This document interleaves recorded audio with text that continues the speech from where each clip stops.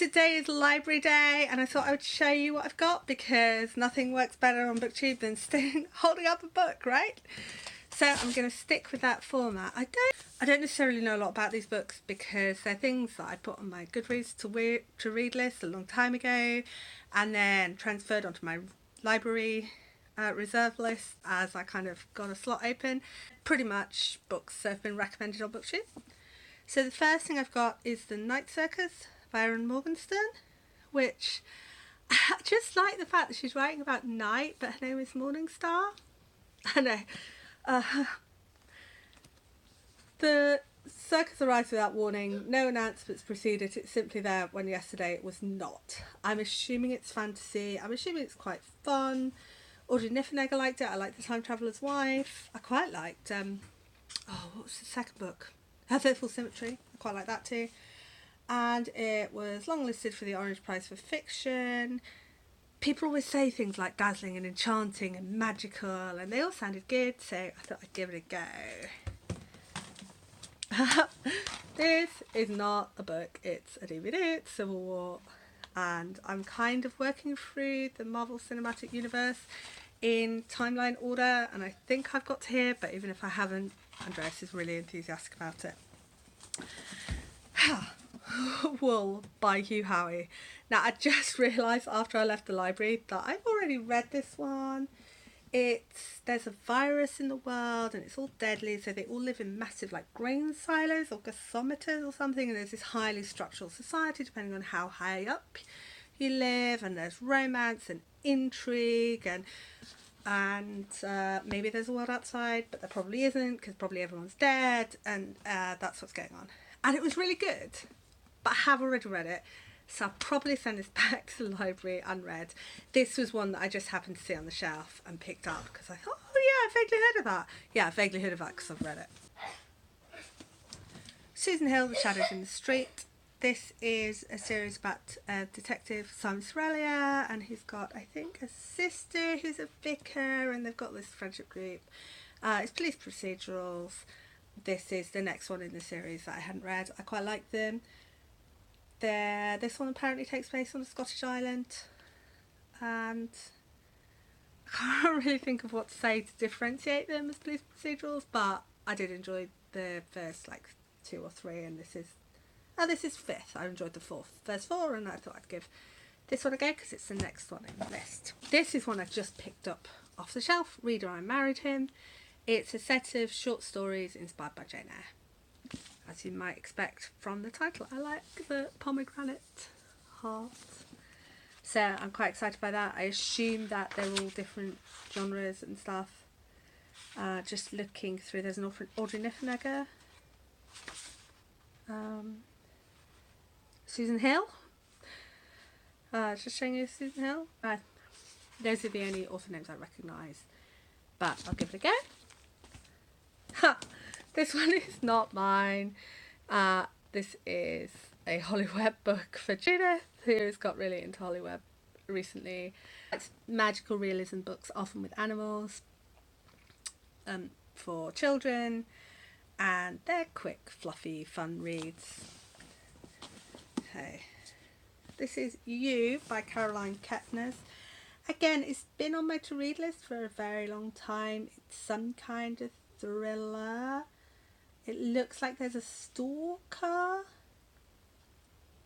So it's a woman walks into a bookshop. A boy who works there is instantly smitten, and so begins an attraction that quickly spirals into a whirlwind of deadly consequences. I can't remember who recommended this, but it did sound quite scary and exciting. So I'm looking forward to reading this, maybe with the lights on, curled up in bed, I don't know, but we'll see. And maybe it was BookTube recommendation, maybe it was someone else. I've got a friend who works in crime publishing, so I often get recommendations of thrillers and crime through her. I don't know. Was it you? Did you recommend it? So those are all my library books, and these are a couple of extra books that I picked up elsewhere. It's a charity shop book, The Seven Deaths of Evelyn Hardcastle. I think it's someone dies again and again and again until they work out who killed her. The detective wakes up with a different guest every day, and every day Evelyn dies. So it sounded quite interesting, and it was in a charity shop, and it's in excellent condition, and it's quite pretty, so I picked it up. And the other one, this was a pre-order, Tristan Strong Punches a Hole in the Sky, Kwame Mbalia. And this is a Rick Riordan Presents, which I think I've been pronouncing that wrong actually. This is Rick Riordan Presents book.